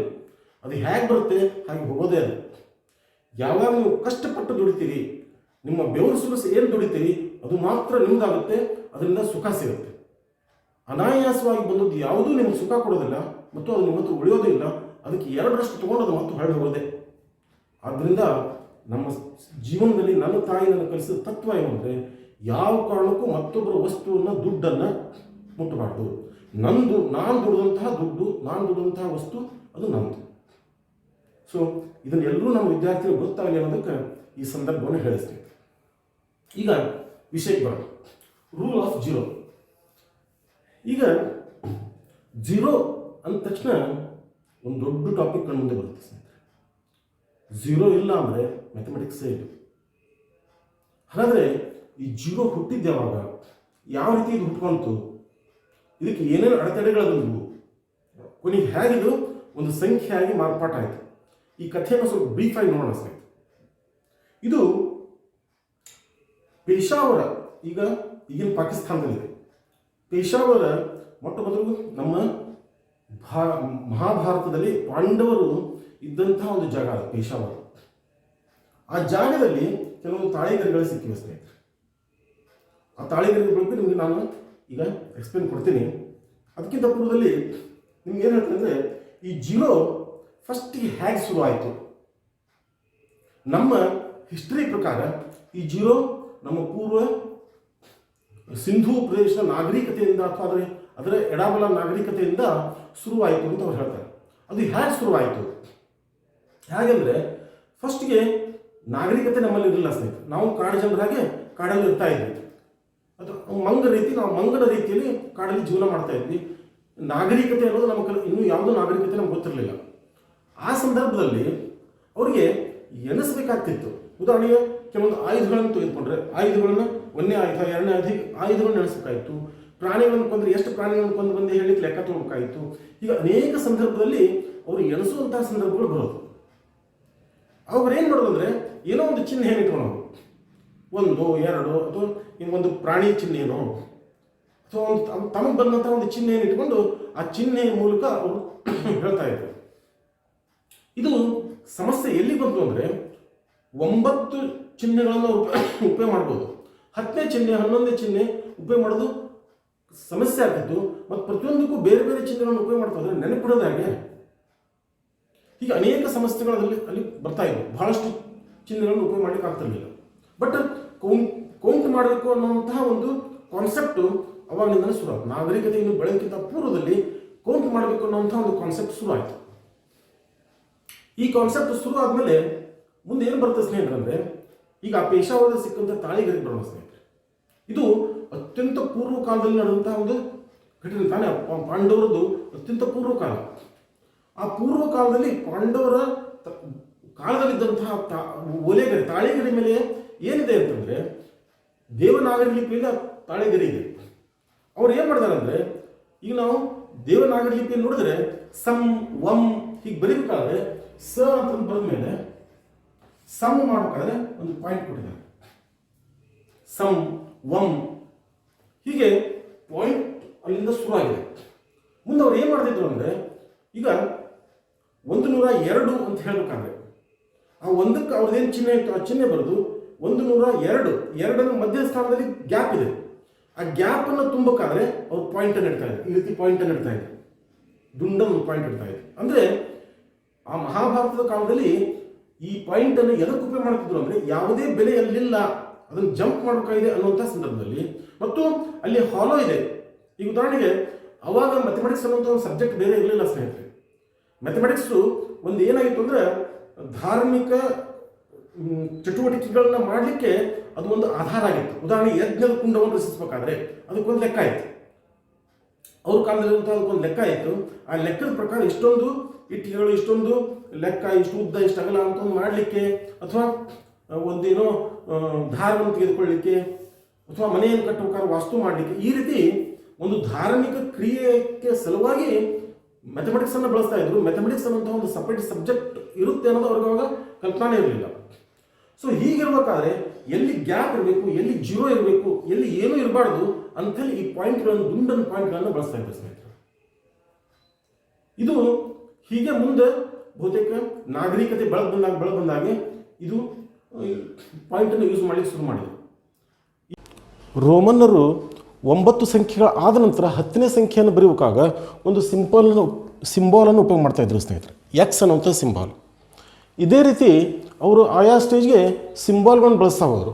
ಉದಾಹರಣೆಗೆ ಸಿಗೆ 100, ಎಲ್ಗೆ 50 ಮತ್ತು ಡಿ ತೊಗೊಂಡಾಗ 500, ಈ ರೀತಿ ಅವರು ಸಿಂಬಾಲ್ಗಳನ್ನು ಮಾಡ್ಕೊಂಡು ಹೋದರು ಸ್ನೇಹಿತರೆ. ಆ ಸಿಂಬಾಲ್ಗಳನ್ನು ಬಳಸಿ ಅವರು ಸಂಖ್ಯೆಗಳನ್ನು ಬಳಸ್ತಾ ಇದ್ರು. ಆದರೆ ಇದು ಎಲ್ಲಿ ಸಮಸ್ಯೆ ಆಯಿತು ಅಂದರೆ, ಈಗ ಉದಾಹರಣೆಗೆ 256 ಈ ಸಂಖ್ಯೆಯನ್ನು ನಾವು ರೋಮನ್ ಸಂಖ್ಯೆಯಲ್ಲಿ ಬರೆದ್ರೆ 2 ಅಂದರೆ 100, ಸಿ 50 ಅಂದರೆ ಎಲ್, 6 ಅಂದರೆ ವಿ ಪ್ಲಸ್. ಅದೇ ರೀತಿ 354 ಬರೀಬೇಕಾದ್ರೆ 300 ಅಂದರೆ ಸಿ 50 ಅಂದರೆ ಎಲ್, 4 ಅಂದರೆ, ಈ ರೀತಿ ಅವರು ಸಿಂಬಾಲ್ಗಳನ್ನು ಬಳಸಲಿಕ್ಕೆ ಶುರು ಮಾಡಿದ್ರು ಸ್ನೇಹಿತರೆ. ಆದರೆ ಈ ಸಮಸ್ಯೆ ಎಲ್ಲಿ ಶುರು ಆಯಿತು ಅಂತಂದರೆ, ಕೂಡಿಸುವಾಗ ಕಳೆಯುವಾಗ ಓಕೆ, ಬಟ್ ಗುಣಾಕಾರ ಭಾಗಾಕಾರ ಮಾಡುವಾಗ, ಈಗ ಈ ಸಂಖ್ಯೆಯನ್ನು ನಾವು ಈಸಿಯಾಗಿ ಗುಣಿಸ್ಬೋದು ಸ್ನೇಹಿತರೆ, ಆದರೆ ಈ ಸಂಖ್ಯೆಗಳನ್ನು ಗುಣಿಸ್ಲಿ ಸ್ವಲ್ಪ ಡಿಫಿಕಲ್ಟ್ ಅನಿಸುತ್ತೆ. ಸೊ ಇಂತಹ ಸಂದರ್ಭಗಳಲ್ಲಿ ಗುಣಾಕಾರ ಮತ್ತು ಭಾಗಾಕಾರ ಮಾಡುವಾಗ ಈ ರೀತಿ ಸಿಂಬಾಲ್ಗಳು ಸಮಸ್ಯೆಯನ್ನು ಕೊಡ್ತಾ ಹೋಯಿತು. ಬಟ್ ಆದರೂ ಬೇರೆ ಯಾವ ದೇಶಗಳಿಗೂ ಝೀರೋ ಅನ್ನೋಂಥ ಕಾನ್ಸೆಪ್ಟ್ ಬಂದಿರಲೇ ಇಲ್ಲ ಸ್ನೇಹಿತರೆ. ಆದರೆ ಭಾರತ ದೇಶದಲ್ಲಿ ಮಾತ್ರ ಝೀರೋ ಅನ್ನೋಂಥ ಕಾನ್ಸೆಪ್ಟ್ ಇರಲಿಲ್ಲ. ಅದನ್ನು ಶೂನ್ಯ ಅಂಥೇಳಿ ಒಂದು ಪಾಯಿಂಟು ಅಥವಾ ಝೀರೋನೋ ಎಲ್ಲಿ ಗ್ಯಾಪ್ ಇರಬೇಕು ಅಲ್ಲಿ ಬಳಸ್ತಾ ಇದ್ದರು. ಜೊತೆಗೆ 9 ಸಂಖ್ಯೆ ಆದ ನಂತರ 10ನೇ ಸಂಖ್ಯೆ ತೋರಿಸುವಾಗ ಇಲ್ಲಿ ಝೀರೋ ಅನ್ನೋದು ಅಂತ ಬಳಸ್ತಾ ಇದ್ರು. ಈ ರೀತಿ ಅವರು 0ನ್ನು ಒಂದು ಸಿಂಬಾಲ್ ಆಗಿ ಬಳಸ್ತಾ ಇದ್ರು ಅಷ್ಟೇ, ಬಟ್ ಅದು ಕಾನ್ಸೆಪ್ಟ್ ಇನ್ನೂ ಇರಲಿಲ್ಲ. ಆದರೆ ಈ 0 ಕಾನ್ಸೆಪ್ಟ್ ಶುರು ಆಗಿದ್ದು ಸ್ನೇಹಿತರೆ, ಈಗ 0 ಕಾನ್ಸೆಪ್ಟ್ ಶುರುವಾಗಿದ್ದು 5ನೇ ಶತಮಾನದಲ್ಲಿ ನಮ್ಮ ಗ್ರೇಟ್ ಮ್ಯಾಥಮೆಟಿಷಿಯನ್, ಗಣಿತಶಾಸ್ತ್ರಜ್ಞ ಆರ್ಯಭಟ ಬಂದ ಮೇಲೆ ಸ್ನೇಹಿತರೆ. ಆರ್ಯಭಟ ಅವರು ಈ 0ಗೆ ಒಂದು ವಿಶಿಷ್ಟವಾದಂಥ ಡೆಫಿನಿಷನ್ನೇ ಶುರು ಮಾಡಿದ್ರಲ್ಲಿ. ಏನು ಹೇಳಿದರು ಅಂತಂದರೆ, ಮೊಟ್ಟಮೊದಲಾಗಿ ಈ ಸಿಂಬಾಲನ್ನು ಅವರು ಶೂನ್ಯ ಅಂತ ಕರೆದರು. ಈ ಸಿಂಬಾಲನ್ನು ಶೂನ್ಯ ಅಂತ ಕರೆದರು. ಶೂನ್ಯ ಕೂಡ ಒಂದು ಸಂಖ್ಯೆ ಅನ್ನೋದನ್ನು ಅವರು ಎಕ್ಸ್ಪ್ಲೇನ್ ಮಾಡಿದ್ರು ಸ್ನೇಹಿತರೆ. ಈ 0 ಕೂಡ ಒಂದು ಸಂಖ್ಯೆ. ಎಂಥ ಸಂಖ್ಯೆ? ಯಾವುದೇ ಬೆಲೆ ಇಲ್ಲದಂಥ ಸಂಖ್ಯೆ. ಇದಕ್ಕೆ ಯಾವುದೇ ಬೆಲೆ ಇಲ್ಲ, ಇದು ಒಂದು ಸಂಖ್ಯೆ ಅನ್ನುವಂಥ ಒಂದು ಕಾನ್ಸೆಪ್ಟನ್ನು ಅವರು ಶುರು ಮಾಡಿದರು. ಆದರೆ ಈ ಕಾನ್ಸೆಪ್ಟಿಗೆ ಮೊಟ್ಟ ಮೊದಲು ಭಯಂಕರ ವಿರೋಧಗಳು ಶುರು ಆದವು ಸ್ನೇಹಿತರೆ. ಕೆಲವೊಂದು ಧರ್ಮದಲ್ಲಿ ಏನಿದೆ ಅಂತಂದರೆ, ಯಾವುದೇ ವ್ಯಾಲ್ಯೂ ಇದ್ದರೆ ಅದು ಗಾಡ್, ವ್ಯಾಲ್ಯೂ ಇಲ್ಲ ಅಂದರೆ ಅದು ಘೋಸ್ಟ್ ಅನ್ನುವಂಥ ಒಂದು ಪರಿಕಲ್ಪನೆ ಇದೆ. ಸೊ ಆ ಧರ್ಮದವ್ರು ಏನು ಹೇಳಿದ್ರು ಅಂದರೆ, ಹಾಗಾದರೆ 0 ಇದಕ್ಕೆ ಯಾವುದೇ ವ್ಯಾಲ್ಯೂ ಇಲ್ಲ ಅಂದರೆ ಇದು ಗಾಡ್ ಆಗಲಿಕ್ಕೆ ಸಾಧ್ಯ ಇಲ್ಲ, ಇದು ಘೋಸ್ಟು. ಹಾಗಾಗಿ ಘೋಸ್ಟ್ ಅಂದ ಮೇಲೆ ಇದನ್ನು ನಾವು ಒಳ್ಳೆಯ ಕಾರ್ಯಗಳಿಗೆ ಇದನ್ನು ಬಳಸಲಿಕ್ಕೆ ಆಗೋದಿಲ್ಲ, ಇದು ತಪ್ಪು, ಇದು ಸರಿಯಲ್ಲ ಅನ್ನುವಂಥ ಒಂದು ವಿರೋಧ ವ್ಯಕ್ತವಾಯಿತು. ಇದ್ರ ಜೊತೆಗೆ ಇನ್ನು ಕೆಲವು ಗಣಿತಶಾಸ್ತ್ರಜ್ಞರು, ಬೇರೆ ಬೇರೆ ದೇಶಗಳ ಗಣಿತಶಾಸ್ತ್ರಜ್ಞರು ಏನು ಹೇಳಿದ್ರು ಅಂದರೆ, 0ಗೆ ಯಾವುದೇ ವ್ಯಾಲ್ಯೂ ಇಲ್ಲ ಅಂದಮೇಲೆ ಅದು ಸಂಖ್ಯೆ ಹೇಗಾಗುತ್ತೆ? ಸಂಖ್ಯೆ ಅಂದರೆ ಒಂದು ವ್ಯಾಲ್ಯೂ ಇರಬೇಕು, ವ್ಯಾಲ್ಯೂನೇ ಇಲ್ಲ ಅಂದರೆ ಅದು ಹೇಗೆ ಸಂಖ್ಯೆ ಆಗಲಿಕ್ಕೆ ಸಾಧ್ಯ? ಇಂಪಾಸಿಬಲ್, ಇದು ತಪ್ಪಾಗುತ್ತೆ. ಸಂಖ್ಯೆ ಅನ್ನೋಂಥ ಗಣಿತದಲ್ಲಿ ಸಂಖ್ಯೆ ಕರೆಸ್ಕೊಳ್ಳಿಕ್ಕೆ ಇದು ಸಾಧ್ಯ ಇಲ್ಲ. ಈ ರೀತಿ ವಿರೋಧಗಳು ವ್ಯಕ್ತವಾದ ಸ್ನೇಹಿತರೆ. ಆಗ ಭಾರತೀಯರು ಬಹಳ ಸುಂದರವಾಗಿ ಇದಕ್ಕೆ ಎಕ್ಸ್ಪ್ಲನೇಷನ್ ಕೊಟ್ಟರು ಸ್ನೇಹಿತರೆ. ಹೇಗೆ? ನಿಮಗೆಲ್ಲ ಗೊತ್ತು, ನಾವು ಪಾತಂಜಲಿ ಯೋಗ ನಮ್ಮ ದೇಶದ ಅತ್ಯಂತ ಪೂರ್ವ ಶ್ರೇಷ್ಠ ವಿದ್ಯೆ. ಈ ವಿದ್ಯೆ ನಾವು ಬೇರೆ ದೇಶಗಳಿಗೂ ಹಂಚಿದ್ದೇವೆ, ಕಲಿಸಿದ್ದೇವೆ. ಮೊಟ್ಟ ಮೊದಲು ಶುರುವಾಗಿದ್ದು ಪಾತಂಜಲಿ ಯೋಗ ನಮ್ಮ ದೇಶದಲ್ಲೇ. ಸೊ ಪಾತಂಜಲಿ ಯೋಗದಲ್ಲಿ ಒಂದು ಕ್ರಿಯೆ ಬರುತ್ತೆ ಸ್ನೇಹಿತರೆ, ಪ್ರಾಣಾಯಾಮ ಕ್ರಿಯೆ ಅಂತ ಬಹುತೇಕ ಎಲ್ಲರಿಗೂ ಗೊತ್ತಿದೆ. ಪ್ರಾಣಾಯಾಮ ಕ್ರಿಯೆಯಲ್ಲಿ ರೇಚಕ, ಪೂರಕ, ಕುಂಭಕ ಅಂತ ಬರುತ್ತೆ. ರೇಚಕ ಅಂದರೆ ಮೇಲೆ ತೊಗೊಳೋದು, ಪೂರಕ ಅಂದರೆ ಕೆಳಗೆ ಬಿಡೋದು, ಮತ್ತು ಕುಂಭಕ ಅಂದರೆ ಉಸಿರನ್ನು ಒಳಗೆ ಹಿಡಿದಿಡೋದು. ಇದರಲ್ಲಿ ಮಾತ್ರೆಗಳನ್ನು ಹೇಳ್ತಾರೆ ಅವರು. ಹಾಗೆ ಒಂದು ರೇಚಕ, ಒಂದು ಕುಂಭಕ, ಒಂದು ರೇಚಕ, ಒಂದು ಪೂರಕ, ಮಧ್ಯದಲ್ಲಿ ಒಂದು ಕುಂಭಕ, ಅಥವಾ ಒಂದು ರೇಚಕ, ಒಂದು ಪೂರಕ, ಎರಡು ಕುಂಭಕ, ಹೀಗೆ ಕುಂಭಕವನ್ನು ಹೆಚ್ಚು ಮಾಡ್ತಾ ಬರ್ತಾರೆ ಅಲ್ಲಿ. ಅದೊಂದು ಸಿಸ್ಟಮ್. ಅದು ಪ್ರಾಣಾಯಾಮದಲ್ಲಿ ನಾವು ಒಂದು ಪೀರಿಯಡ್ ತೊಗೊಂಡಾಗ ಅದನ್ನು ಡೀಟೇಲ್ ಹೇಳ್ತೇನೆ ಸ್ನೇಹಿತರೆ. ಈ ರೀತಿ ಉಸಿರಾಟಗಳನ್ನು ಕುಂಭಕ, ರೇಚಕ ಮತ್ತು ಪೂರಕ ಆ ರೀತಿ ಎಣಿಸ್ತಾ ಹೋಗ್ತಾರೆ. ಅದನ್ನೇ ನಮ್ಮ ಹಿಂದೂಗಳು ಏನು ಹೇಳಿದರು ಅಂದರೆ, ಹಾಗಾದರೆ ಉಸಿರು ಆಡುವಾಗ ನಾವು ಎಣಿಸ್ತೇವೆ, 1 2, ಒಂದು ಪೂರಕ, 2 ರೇಚಕ, ಈ ರೀತಿ ನಾವು ಎಣಿಸ್ತೇವೆ. ಹಾಗಾದರೆ ಸತ್ತಂಥ ಮನುಷ್ಯನಲ್ಲಿ ಎಷ್ಟು ಉಸಿರುಗಳನ್ನು ನೀವು ಎಣಿಸ್ತೀರಿ? ಏನು ಉಸಿರು ಎಣಿಸೋದಿಲ್ಲ ತಾನೇ, ಅಲ್ಲಿ ಯಾವುದೇ ಉಸಿರು ಇರಲ್ಲ ತಾನೇ. ಉಸಿರು ಇಲ್ಲ ಅನ್ನೋದನ್ನು ನಾವು ಹೇಳ್ತೇವೆ ತಾನೇ. ಅಲ್ಲಿ ಆ ಉಸಿರು ಇಲ್ಲ ಅನ್ನೋದನ್ನು ನೋಡಿದ ಮೇಲೆ ಅವನು ಸತ್ತಿದ್ದಾನೆ ಅನ್ನೋದನ್ನು ನಾವು ಹೇಳ್ತೇವೆ ತಾನೇ. ಅಂದಮೇಲೆ ಅಲ್ಲಿ ಏನು ಇಲ್ಲ ಅನ್ನೋದು ಒಂದು ಸಂಖ್ಯೆನೇ ತಾನೇ. ಏನೂ ಇಲ್ಲ, ಏನು ಇಲ್ಲದಕ್ಕೆ ನಾವು ಅವನು ಸತ್ತಿದ್ದಾನೆ ಅಂತ ಹೇಳ್ತೇವೆ. ಅಂದಮೇಲೆ ಆ ಏನು ಇಲ್ಲ ಅನ್ನೋದು ಒಂದು ಸಂಖ್ಯೆ ಆಗಿರಬೇಕು. ಜೊತೆಗೆ 1 2 3 4 ಈಗ ಬೆಳೀತಾ ಎಲ್ಲಿ ತನಕ ಬೆಳೆಸ್ತೀರಾ? ಇನ್ಫಿನಿಟಿ, ಅಸಾಧ್ಯ. ಇನ್ಫಿನಿಟಿ ತನಕನೂ ಬೆಳೆಸ್ಬೋದು. ಹಾಗಾದರೆ ಇನ್ಫಿನಿಟಿ ಅನ್ನೋದೊಂದು ಇರಬೇಕಾದ್ರೆ ಏನೂ ಇಲ್ಲ ಅನ್ನೋದೊಂದು ಇರಲೇಬೇಕು ತಾನೆ. ಈಗ ನಾವು 1 ಮತ್ತು 2 3 ಅಂತ ಹೇಳ್ತೀವಿ. 2 ಎದಕ್ಕೆ ಕಂಪೇರ್ ಮಾಡ್ತೀವಿ? 1ಕ್ಕೆ ಕಂಪೇರ್ ಮಾಡಿದರೆ ಇದು ಡಬಲ್ಲು, ಇದು 2. 2ಕ್ಕೆ ಕಂಪೇರ್ ಮಾಡಿದ್ರೆ ಮತ್ತಿಷ್ಟು ಹೆಚ್ಚಾಗುತ್ತೆ, ಅದು 3. ಅಂದರೆ ಪ್ರತಿಯೊಂದು ಸಂಖ್ಯೆಗಳನ್ನು ಅದರ ಹಿಂದಿನ ಸಂಖ್ಯೆಗೆ ಕಂಪೇರ್ ಮಾಡಿ ನಾವು ನೆಕ್ಸ್ಟಿನ ಸಂಖ್ಯೆಯನ್ನು ಹೇಳ್ತಾ ಹೋಗ್ತೀವಿ. ಹಾಗಾದರೆ 1ನ್ನು ಎದಕ್ಕೆ ಕಂಪೇರ್ ಮಾಡ್ತೀರಾ? 1 ಅನ್ನುವಂಥ ಒಂದು ಯೂನಿಟ್ಟು ಎದಕ್ಕೆ ಕಂಪೇರ್ ಮಾಡಿ ನೀವು ಸ್ಟಾರ್ಟ್ ಮಾಡಿದ್ದೀರಾ? ಅಲ್ಲಿ ಆಟೋಮೆಟಿಕ್ಕಾಗಿ 1 ಅನ್ನುವಂಥ ಒಂದು ಸಂಖ್ಯೆ ಬರಬೇಕಾದ್ರೆ ಅದ್ರ ಹಿಂದೆ 0 ಏನೂ ವ್ಯಾಲ್ಯೂ ಇಲ್ಲದ್ದು ಒಂದು ಸಂಖ್ಯೆ ಇರಲೇಬೇಕು ತಾನೆ. ಏನೂ ಇಲ್ಲ ಅಂದಮೇಲೆ ಆ ಏನು ಇಲ್ಲದಕ್ಕೆ ಇಷ್ಟು ಭಾಗ ಕೊಡಿಸಿದ್ರೆ ಅದು 1, ಇದಕ್ಕೆ ಇಷ್ಟು ಭಾಗ ಕೊಡಿಸಿದ್ರೆ 2, ಈ ರೀತಿ ಆಗ್ತಾ ಹೋಗುತ್ತೆ. ಆದ್ದರಿಂದ 0 ಕೂಡ ಒಂದು ಸಂಖ್ಯೆ, ಆ 0ಗೆ ಯಾವುದೇ ಬೆಲೆ ಇಲ್ಲ ಅನ್ನೋದನ್ನು ನಮ್ಮ ಭಾರತೀಯರು ಎಕ್ಸ್ಪ್ಲೇನ್ ಮಾಡಿದ್ರು ಸ್ನೇಹಿತರೆ. ಮತ್ತು ಒಂದು ಹೆಮ್ಮೆಯಿಂದ ಹೇಳಬೇಕಂಥ ವಿಷಯ ಅಂದರೆ ಸ್ನೇಹಿತರೆ, 0ಯನ್ನು ಆವಿಷ್ಕಾರ ಮಾಡಿದ್ದು ನಮ್ಮ ಭಾರತ. ಬೇರೆ ಯಾವ ದೇಶಗಳು 0 ಬಗ್ಗೆ ಪರಿಕಲ್ಪನೆ ಇರಲಿಲ್ಲ ಸ್ನೇಹಿತರೆ. ಮೊಟ್ಟ ಮೊದಲಿಗೆ ನಮ್ಮಲ್ಲಿ 0 ಪರಿಕಲ್ಪನೆ ವ್ಯಕ್ತವಾಗಿದ್ದೇ ನಮ್ಮಲ್ಲಿ. ಅದು 0 ಒಂದು ಸಂಖ್ಯೆ ಅಂತ ಹೇಳಿದ್ದು 5ನೇ ಶತಮಾನದಲ್ಲಿ ಆರ್ಯಭಟ ಅವರು. ಆದರೆ ಆರ್ಯಭಟರಕ್ಕಿಂತ ಮುಂಚೆ 0ಯನ್ನು ಬಳಸ್ತಾ ಇದ್ದರು, ಆದರೆ ಸಂಖ್ಯೆಯಾಗಿ ಬಳಸ್ತಾ ಇರಲಿಲ್ಲ, ಸಂಖ್ಯೆ ಅಂತ ಕರಿತಾ ಇರಲಿಲ್ಲ ಅವರು. ಸೊ ಭಾರತ 0 ಜನಕ ಸ್ನೇಹಿತರೆ. ಆ 0 ಹುಟ್ಟುಕೊಂಡ ಮೇಲೆ ಗಣಿತ ಅನ್ನುವಂತಹ ಒಂದು ವಿಷಯವೇ ಅಗಾಧವಾಗಿ ಬೆಳೀತಾ ಹೋಯಿತು. ಇದನ್ನು ಐನ್ಸ್ಟೀನ್ ಅವರು ಕೂಡ ತಮ್ಮ ಭಾಷಣದಲ್ಲಿ ಒಮ್ಮೆ ಹೇಳ್ತಾರೆ ಸ್ನೇಹಿತರೆ. ಅವ್ರೇನು ಹೇಳ್ತಾರೆ ಅಂದರೆ, ಭಾರತ 0ಯನ್ನು ಕಂಡು ಹಿಡಿದೇ ಹೋಗಿದ್ರೆ ಎಷ್ಟೋ ಆವಿಷ್ಕಾರಗಳೇ ಆಗ್ತಿರಲಿಲ್ಲ. ಈ ಮಾತನ್ನು ಏನು ತೋರಿಸುತ್ತೆ ಅಂದರೆ, ಭಾರತ ಮಾತ್ರ 0ಯನ್ನು ಹುಟ್ಟುಹಾಕಿದ್ದು, 0 ಜನಕ. ಈ 0ಯನ್ನು ಎಕ್ಸೆಪ್ಟ್ ಮಾಡಬೇಕಾದ್ರೆ ಭಾಳಷ್ಟು ದೇಶಗಳು ಮೊದಲು ಅಪೋಸ್ ಮಾಡಿದ್ವು ಸ್ನೇಹಿತರೆ, ವಿರೋಧ ಮಾಡಿದ್ವು ಇದಕ್ಕೆ. ಆದರೆ ಬರ್ತಾ ಬರ್ತಾ ಬರ್ತಾ 0ಯ ಮಹತ್ವ ಗೊತ್ತಾದ ಮೇಲೆ ಆ 0ಗಳನ್ನು ಅವರು ಕೂಡ ಬಳಸೋಕ್ಕೆ ಶುರು ಮಾಡಿದರು. ಬ್ರಿಟಿಷರು ಇದಕ್ಕೆ 0 ಅಂತ ಕರೆದರು. ಮೊಟ್ಟ ಮೊದಲು ನಾವು ಹೆಸರಿಟ್ಟಿದ್ದು 0. ಸೊ ಹೀಗೆ 0 ಅನ್ನುವಂಥ ಒಂದು ಕಾನ್ಸೆಪ್ಟ್ ಬಂದ ಮೇಲೆ ನಾವೇನು ಮಾಡಿದ್ವಿ, ಒಂದು ಸ್ಥಾನದಲ್ಲಿ ಇಲ್ಲೇ 1 ಇದು ಬಿಡಿ, ಇದನ್ನು ನಾವು 9ರ ನಂತರ ಕರಿಬೇಕಾದ್ರೆ ಇಲ್ಲಿ ಖಾಲಿ ಜಾಗದಲ್ಲಿ ಒಂದು 0 ಅಂತ ಬರೆಯೋದು. ಅಂದರೆ ಯಾವುದೇ ವ್ಯಾಲ್ಯೂ ಇಲ್ಲ, ಇದಕ್ಕೆ ವ್ಯಾಲ್ಯೂ ಇದೆ 10. 9ರ ನಂತರ ಸಂಖ್ಯೆ 10. ಇದೇ ರೀತಿ ಈಗ 203 ಅಂತ ಬರೀಬೇಕಾದ್ರೆ 3 ಒಂದು ಸಂಖ್ಯೆ, 2 100 ಸಂಖ್ಯೆ, ಮಧ್ಯದಲ್ಲಿ ಯಾವುದೇ ಸಂಖ್ಯೆ ಇಲ್ಲ, ಅಲ್ಲಿ 0 ಯಾವುದೇ ವ್ಯಾಲ್ಯೂ ಇಲ್ಲ, ಅದು 0. ಈ ರೀತಿ ನಾವು 0ಗಳನ್ನು ಬೆಳೆಸ್ತಾ ಸಂಖ್ಯೆಗಳನ್ನು ಕಂಡುಹಿಡ್ತಾ ಹೋದ್ವಿ ಸ್ನೇಹಿತರೆ. ಯಾವಾಗ ಈ 0 ಪರಿಕಲ್ಪನೆ ಶುರುವಾಯಿತು, 0ಯನ್ನು ಒಂದು ಸಂಖ್ಯೆ ಅನ್ನೋದು ಶುರುವಾಯಿತು, ಆವಾಗ ನೆಕ್ಸ್ಟ್ ಬಂದದ್ದೇ ಸ್ನೇಹಿತರೆ, ನೆಕ್ಸ್ಟ್ ಕಾನ್ಸೆಪ್ಟ್ ಶುರುವಾಯಿತು ಸ್ನೇಹಿತರೆ. ಆ ಕಾನ್ಸೆಪ್ಟು ಪ್ಲೇಸ್ ವ್ಯಾಲ್ಯೂ. ನೆಕ್ಸ್ಟ್ ಬಂದಿದ್ದು ಪ್ಲೇಸ್ ವ್ಯಾಲ್ಯೂ. ಪ್ಲೇಸ್ ವ್ಯಾಲ್ಯೂ ಅನ್ನೋದು ಶುರುವಾಯಿತು. ಪ್ಲೇಸ್ ವ್ಯಾಲ್ಯೂ ಜೊತೆಗೆ ಫೇಸ್ ವ್ಯಾಲ್ಯೂ ಅನ್ನೋದು ಶುರುವಾಯಿತು. ಈ 0 ಕಾನ್ಸೆಪ್ಟ್ನಿಂದ ಶುರುವಾಗಿದ್ದು ಪ್ಲೇಸ್ ವ್ಯಾಲ್ಯೂ ಮತ್ತು face value. Place value, place value, next ಕಾನ್ಸೆಪ್ಟೇ ಪ್ಲೇಸ್ ವ್ಯಾಲ್ಯೂ. ಈ ಪ್ಲೇಸ್ ವ್ಯಾಲ್ಯೂ ಬಂದ ತಕ್ಷಣ ಇದು ಜೊತೆಗೇನೆ ಬಂದಂತಹದ್ದು ಫೇಸ್ ವ್ಯಾಲ್ಯೂ. Face value. ಈಗ 0 ಅಂದ ತಕ್ಷಣ ನನಗೊಂದು ಸಣ್ಣ ಜೋಕ್ ನೆನಪಾಗುತ್ತೆ ಸ್ನೇಹಿತರೆ. ಒಂದು ಸ್ಕೂಲಲ್ಲಿ ಕ್ಲಾಸ್ ನಡೆದಿತ್ತು.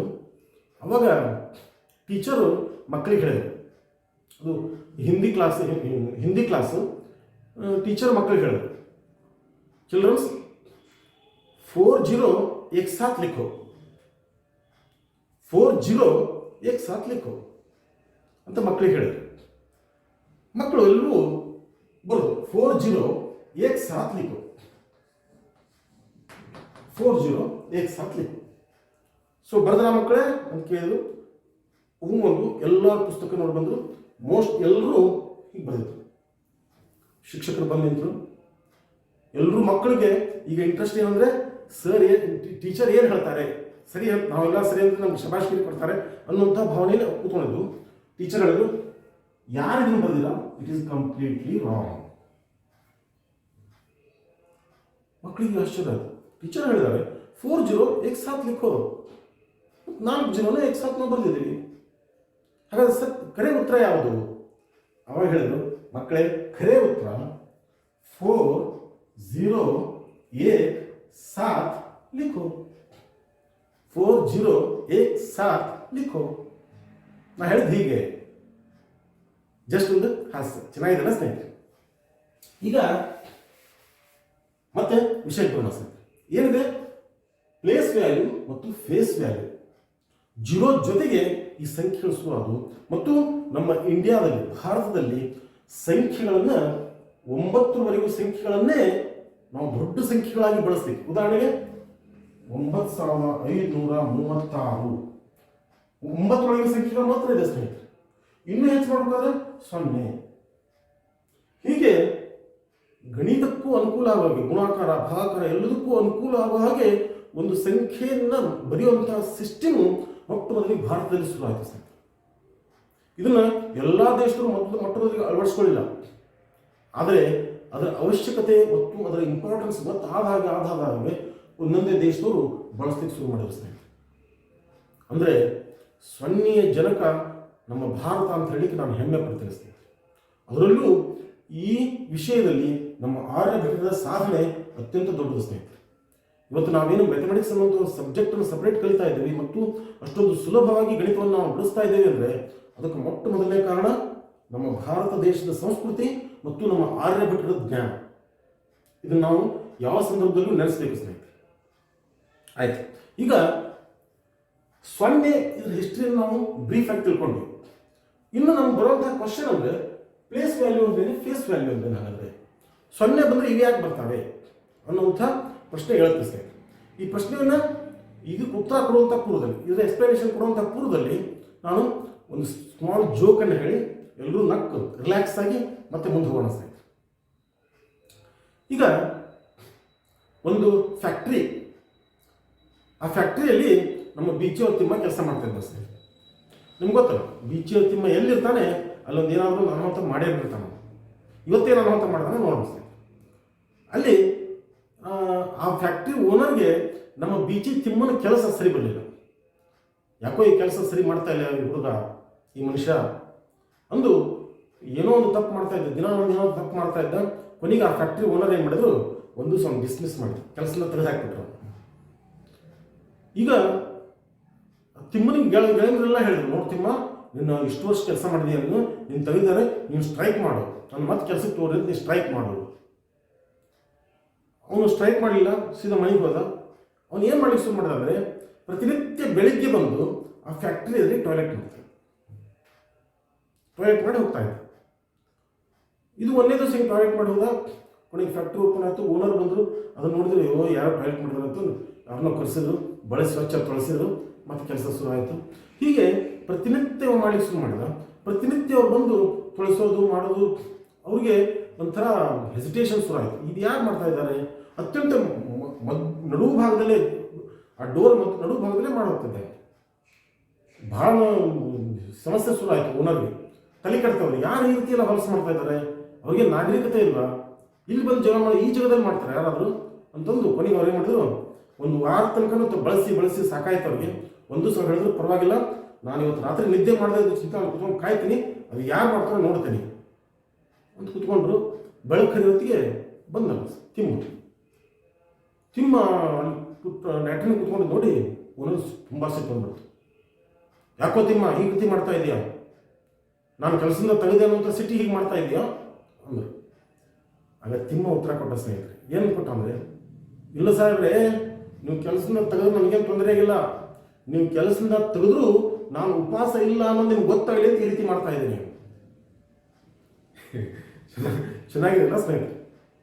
ಓಕೆ, ಈಗ ಬರೋಣ ಪ್ಲೇಸ್ ವ್ಯಾಲ್ಯೂ ಮತ್ತು ಫೇಸ್ ವ್ಯಾಲ್ಯೂ.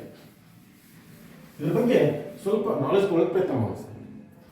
ಈಗ ಇದು ಸಂಖ್ಯೆ ಅಂತ ಇಟ್ಕೊಂಡಿಸ್ತೇನೆ, ಸಂಖ್ಯೆ ಅಥವಾ ನಂಬರ್.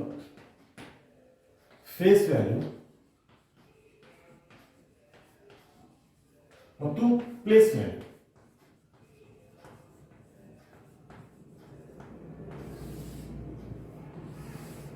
ಫೇಸ್ ವ್ಯಾಲ್ಯೂ ಮತ್ತು ಪ್ಲೇಸ್ ವ್ಯಾಲ್ಯೂ ನೋಡ್ತಾ ಹೋಗೋಣ. ಈಗ ಈ ಪ್ಲೇಸ್ ಮತ್ತು ಫೇಸ್ ವ್ಯಾಲ್ಯೂಗಳಿಗೆ ನಿಮ್ಗೆ ಕರೆಕ್ಟ್ ಅರ್ಥ ಆಗಲಿಕ್ಕೆ ನಾನು ಉದಾಹರಣೆ ಕೊಡ್ತೇನೆ ಸ್ನೇಹಿತರೆ. ಈಗ ನನ್ನ ಹೆಸರು ದಿವಾಕರ್, ನನ್ನ ಸರ್ನೇಮ್ ದಿವಾಕರ್ ಅಂತಿದೆ. ಈಗ ನಾನು ಹೇಳ್ತೀನಿ, ದಿವಾಕರ್ ಅನ್ನೋದು ನನ್ನ ಫೇಸ್ ವ್ಯಾಲ್ಯೂ. ನನ್ನ ರಿಲೇಟಿವ್ಸು, ನನ್ನ ಫ್ಯಾಮಿಲಿ ಮೆಂಬರ್ಸು, ನನ್ನ ಫ್ರೆಂಡ್ಸು ಎಲ್ಲರೂ ನನ್ನ ಕರೆಯೋದೇನು ದಿವಾಕರ್ ಅಂತ. ಈ ದಿವಾಕರ್ ಅನ್ನೋದು ನನ್ನ ಫೇಸ್ ವ್ಯಾಲ್ಯೂ. ಬೈ ಚಾನ್ಸ್ ನಾನು ಯಾವುದೋ ಒಂದು ಬ್ಯಾಂಕ್ ಮ್ಯಾನೇಜರ್ ಆದ ಅಂತ ಇಟ್ಕೊಳ್ಳಿ. ಸೊ ಮ್ಯಾನೇಜರ್ ಆದರೆ ಆ ಬ್ಯಾಂಕಿಗೆ ಬರುವಂಥ ಸ್ಟಾಫ್ ಆಯ್ತು ಅಥವಾ ಕ್ಲೈಂಟ್ಸ್ ಆಯ್ತು ಅಥವಾ ಕಸ್ಟಮರ್ ಆಯ್ತು ನಾನೇನು ಕರೀತಾರೆ, ಮ್ಯಾನೇಜರ್ ಸಾಹೇಬರು. ಹಾಗಾದರೆ ಈ ಮ್ಯಾನೇಜರ್ ಸಾಹೇಬರು ಅನ್ನೋದೇನಿದೆಯಲ್ಲ ಅದು ಪ್ಲೇಸ್ ವ್ಯಾಲ್ಯೂ, ದಿವಾಕರ್ ಅನ್ನೋದೇನಿದೆಯಲ್ಲ ಇದು ಫೇಸ್ ವ್ಯಾಲ್ಯೂ. ಅಲ್ಲಿ ಬಂದವರು ಆ ಕುರ್ಚಿಯಲ್ಲಿ ಕುತ್ಕೊಂಡಿರೋದ್ರಿಂದ ನನ್ನನ್ನು ಮ್ಯಾನೇಜರ್ ಅಂತ ಕರೀತಾರೆ. ಅಂದರೆ ಆ ಸೀಟ್ನಲ್ಲಿ ನಾ ಇರೋದ್ರಿಂದ ನಾನು ಮ್ಯಾನೇಜರ್ ಆದ. ಆ ಸೀಟ್ ಬಿಟ್ಟು ಬಂದಾಗ ನಾನು ದಿವಾಕರ್. ಮನೆಯಲ್ಲಿ ಮತ್ತು ಫ್ರೆಂಡ್ಸ್ ಎಲ್ಲ ನಾನು ಕರೆಯೋದು ದಿವಾಕರ್ ಅಂತ ಕರೀತಾರೆ. ಅಲ್ಲಿ ಬ್ಯಾಂಕಲ್ಲಿ ಕುತ್ಕೊಂಡಾಗ ಕರೆಯೋದು ಮ್ಯಾನೇಜರ್ ಸಾಹೇಬರು ಅಂತ. ಎಲ್ಲಿವರೆಗೂ ನಾನು ಮ್ಯಾನೇಜರ್ ಆಗಿ ಬ್ಯಾಂಕಲ್ಲಿ ಮ್ಯಾನೇಜರ್ ಆಗಿರ್ತೀನಿ, ಹೊರಗೆ ಎಲ್ಲೇ ಬಿಟ್ಟರೆ ಮ್ಯಾನೇಜರ್ ಸಾಹೇಬರು ಅಂತ. ಯಾವಾಗ ಆ ಬ್ಯಾಂಕನ್ನು ರಿಸೈನ್ ಮಾಡಿ ನಾವು ಹೊರಗೆ ಬಂದೆ, ನಾನು ಮ್ಯಾನೇಜರ್ ಆಗಿರಲ್ಲ, ನಾನು ದಿವಾಕರ್ ಆಗಿರ್ತೀನಿ. ಹೀಗೆ ಫೇಸ್ ವ್ಯಾಲ್ಯೂ ಅಂದರೆ ಆ್ಯಕ್ಚುಲಿ ನಮಗಿರುವಂಥ ವ್ಯಾಲ್ಯೂ. ಪ್ಲೇಸ್ ವ್ಯಾಲ್ಯೂ ಅಂದರೆ ನಾವು ಯಾವ ಜಾಗದಲ್ಲಿ ಇರ್ತೀವಿ ಆ ಜಾಗಕ್ಕೆ ನಮಗೆ ಸಿಗುವಂಥ ವ್ಯಾಲ್ಯೂ. ಹಾಗಾಗಿ ಇದು ಮ್ಯಾಥಮೆಟಿಕ್ಸ್ನಲ್ಲಿ ಹೇಗೆ ಅನ್ವಯಿಸುತ್ತೆ ನೋಡೋಣ. ಈಗ 3421 ಒಂದು ಸಂಖ್ಯೆ ಇದೆ ಸ್ನೇಹಿತರೆ. ಓಕೆ, ಹಾಗಾದರೆ ಇದರಲ್ಲಿ 4 ಈ ಸಂಖ್ಯೆಯನ್ನು ತೆಗೆದುಕೊಂಡು, ಈ ಸಂಖ್ಯೆ ಹೇಗಿದೆ ಅಂದರೆ ಇದು ಬಿಡಿ ಅಂದರೆ ಯೂನಿಟ್ 10, 100 ಮತ್ತು 1000. ಹೌದಾನೆ? ಬಿಡಿ ಅಂದರೆ ಯೂನಿಟ್ 10, 100, 1000 ಸ್ಥಾನದಲ್ಲಿವೆ. ಈಗ ಇದರ ಪ್ಲೇಸ್ ವ್ಯಾಲ್ಯೂ ಅಂತ ನಾವು ಹೋದರೆ ಇದು ಯಾವ ಸ್ಥಾನದಲ್ಲಿದೆ?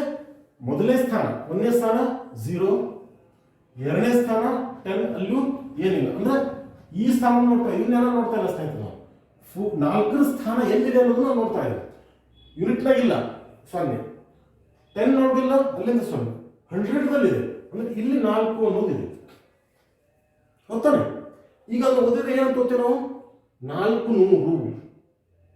ಈ ಸಂಖ್ಯೆಯನ್ನು ಓದುವಾಗ ನಾವು ನೋಡ್ತೀವಿ 3421. ಗೊತ್ತಾನೆ? ಅಂದ್ರೆ ಈ ಜಾಗದಲ್ಲಿ ಇದು ಇರೋದ್ರಿಂದ ಇದಕ್ಕೆ ವ್ಯಾಲ್ಯೂ ಏನಾಯ್ತು? 400. ಹಾಗಾದ್ರೆ ಫೇಸ್ ವ್ಯಾಲ್ಯೂ ಬಂದ್ರೆ ಇದು ಒರಿಜಿನಲ್ ವ್ಯಾಲ್ಯೂ ಎಷ್ಟು?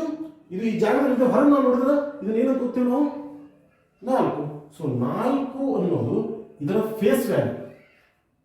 ಉದಾಹರಣೆ ದಿವಾಕರ್, ಹೊರಗಡೆ ಇದ್ದ ನಾನು ದಿವಾಕರ್, ಇದು ನನ್ನ ಫೇಸ್ ವ್ಯಾಲ್ಯೂ. ಮ್ಯಾನೇಜರ್ ಆದಾಗ ಮ್ಯಾನೇಜರ್ ದಿವಾಕರ್, ಪ್ಲೇಸ್ ವ್ಯಾಲ್ಯೂ. ಅದೇ ರೀತಿ 2 ತೆಗೆದುಕೊಂಡ್ರೆ ಫೇಸ್ ವ್ಯಾಲ್ಯೂ 2, ಪ್ಲೇಸ್ ವ್ಯಾಲ್ಯೂ 20. 1 ತೆಗೆದುಕೊಂಡ್ರೆ ಫೇಸ್ ವ್ಯಾಲ್ಯೂ ಕೂಡ 1, ಪ್ಲೇಸ್ ವ್ಯಾಲ್ಯೂ ಕೂಡ 1. 3 ತೆಗೆದುಕೊಂಡ್ರೆ ಫೇಸ್ ವ್ಯಾಲ್ಯೂ 3, ಪ್ಲೇಸ್ ವ್ಯಾಲ್ಯೂ 3000. ಅರ್ಥ ಆಯ್ತಾ ಸ್ನೇಹಿತರೆ?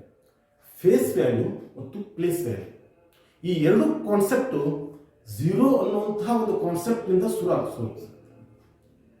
ಯಾವಾಗ ಝೀರೋ ಅನ್ನೋಂಥ concept, place value concept, face value concept ಶುರು ಆಯಿತು, ಆಗ ಶುರು ಆಯಿತು ನೋಡಿ ಸ್ನೇಹಿತರೆ ಗಣಿತ ಅನ್ನೋಂಥ ಒಂದು ಸಬ್ಜೆಕ್ಟ್ ಆಯಿತು. ಆವಾಗ ಎಲ್ಲೆಲ್ಲಿ ಗಣಿತವನ್ನು ಬಳಸ್ತಾ ಇದ್ರು ಅದರ ಹಿಂದಿರುವಂತಹ ಟೆಕ್ನಿಕ್ಸ್ಗಳು ಶುರು ಆಗ್ತಾ ಹೋಗುತ್ತೆ. ಹಾಗಾಗಿ ಇಲ್ಲಿ ಯಾಕೆ ಈ ಗಣಿತವನ್ನು ಬಳಸಿದ್ರು, ಯಜ್ಞಕುಂಡವನ್ನು ಮಾಡುವಾಗ ಈ ಗಣಿತವನ್ನು ಯಾಕೆ ಬಳಸಿದ್ರು, ಒಂದೊಂದಾಗಿ ಆವಿಷ್ಕಾರಗಳು ಆಗ್ತಾ ಹೊರತು ಆವಾಗ ದೊಡ್ಡ ಒಂದು ಸಬ್ಜೆಕ್ಟೇ ಓಪನ್ ಆಯಿತು ಸ್ನೇಹಿತರೆ. ಇವತ್ತು ನಾವು ಮ್ಯಾಥಮೆಟಿಕ್ಸ್ ಅನ್ನುವಂತಹ ಒಂದು ಅತ್ಯಂತ ಮಹತ್ವದ ಸಬ್ಜೆಕ್ಟನ್ನು ನಾವೊಂದು ಭಾಷೆಯಾಗಿ ಒಂದು ಸಬ್ಜೆಕ್ಟಾಗಿ ಓದ್ತೇವೆ ಅಂದರೆ ಅದಕ್ಕೆ ಹಿಸ್ಟ್ರಿ ಇಷ್ಟೆಲ್ಲ ಇದೆ ಸ್ನೇಹಿತರೆ. Zero, place value, face value. 0 ಅನ್ನೋದು ಗಣಿತದಲ್ಲಿ ಅತ್ಯಂತ ಮುಖ್ಯವಾದಂತಹ ಒಂದು ಸಂಖ್ಯೆ, ಯಾವುದೇ ವ್ಯಾಲ್ಯೂ ಇಲ್ಲದಂತಹ ಒಂದು ಸಂಖ್ಯೆ. ಈಗ ನೋಡಿ ಸ್ನೇಹಿತರೆ, ಈ 0 ಅನ್ನೋದು ನಮ್ಮ ಜೀವನದಲ್ಲಿ ಒಂದು ಕಾನ್ಸೆಪ್ಟನ್ನು ಕಲಿಸುತ್ತೆ. ಏನು, ಯಾವುದೇ ವ್ಯಾಲ್ಯೂ ಇಲ್ಲದಕ್ಕೂ ಕೂಡ ವ್ಯಾಲ್ಯೂಯಬಲ್ ಆಗಿರುತ್ತೆ. ಯಾವುದೇ ವ್ಯಾಲ್ಯೂ ಇಲ್ಲದೂ ಕೂಡ ಒಂದು ವ್ಯಾಲ್ಯೂಯಬಲ್ ಆಗಿರುತ್ತೆ. ಇದು ನಮ್ಮ ಜೀವನದಲ್ಲಿ ನಾವು ಅಳವಡಿಸಬೇಕಾದಂಥ ತತ್ವ. ಹೇಗೆ ಅಂದರೆ, ಈಗ ನೀವು ಎಲ್ಲೇ ಕೆಲಸ ಮಾಡ್ತಿದ್ದರೆ ಅಂತ ಇಟ್ಕೊಳ್ಬೇಕು. ಯಾವುದೇ ಆಫೀಸ್ನಲ್ಲಿ ನೀವು ಸೀನಿಯರ್ ಮೋಸ್ಟ್ ಮ್ಯಾನೇಜರ್ ಆಗಿದ್ದೀರಿ ಅಂತ ಇಟ್ಕೊಂಡು, ಸೀನಿಯರ್ ಮೋಸ್ಟ್ ಪೋಸ್ಟಲ್ಲಿ ಇದ್ದೀರಿ. ಹಾಗಾದರೆ ಆ ಪೋಸ್ಟಲ್ಲಿ ನೀವು ನಿಭಾಯಿಸಬೇಕಾದ್ರೆ ಬೆಳಗ್ಗೆ ಬಂದರೆ ನೀವೇ ಕಸ ಹೊಡಿಲಿಕ್ಕಾಗಲ್ಲ, ಕಸ ಹೊಡೆಯುವಂಥ ಒಬ್ಬ ವ್ಯಕ್ತಿ ಬೇಕು. ನೀವು ಸೀಟ್ನ ಕುತ್ಕೊಂಡು ಏನಾದ್ರು ತರಿಸ್ಲಿಕ್ಕೆ ಮಾಡಲಿಕ್ಕೆ ಒಬ್ಬ ಪ್ಯೂನ್ ಬೇಕು.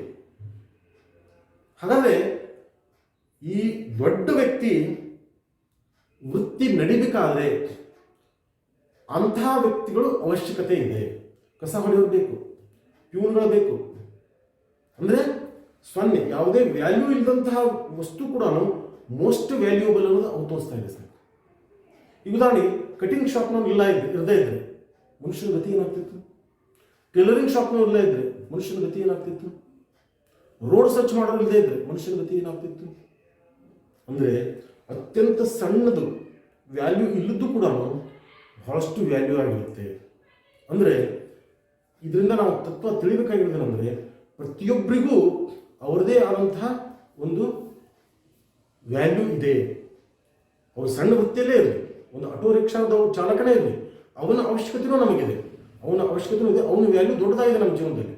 ಸೊ ಎಲ್ರಿಗೂ ನಾವು ವ್ಯಾಲ್ಯೂ ಕೊಡಬೇಕು, ಬೆಲೆ ಕೊಡಬೇಕು, ಗೌರವದಿಂದ ಕಾಣಬೇಕು ಅನ್ನೋದನ್ನು ನಮಗೆ 0 ತಿಳಿಸಿ ಹೇಳುತ್ತೆ ಸ್ನೇಹಿತರೆ. ಯಾವುದೇ ವ್ಯಾಲ್ಯೂ ಇಲ್ಲ, ಆದರೆ ಗಣಿತದಲ್ಲಿ ಅದನ್ನು ಬಿಟ್ಟರೆ ಗಣಿತನೇ ಇಲ್ಲ. ಹಾಗೆ ನಮ್ಮ ಜೀವನದಲ್ಲಿ ಸಣ್ಣ ವೃತ್ತಿಯಲ್ಲಿರೋರು ಕೂಡ ಅವ್ರನ್ನ ಬಿಟ್ಟರೆ ನಮ್ಮ ಜೀವನ ನಡೀಲಿಕ್ಕೆ ಸಾಧ್ಯ ಇಲ್ಲ.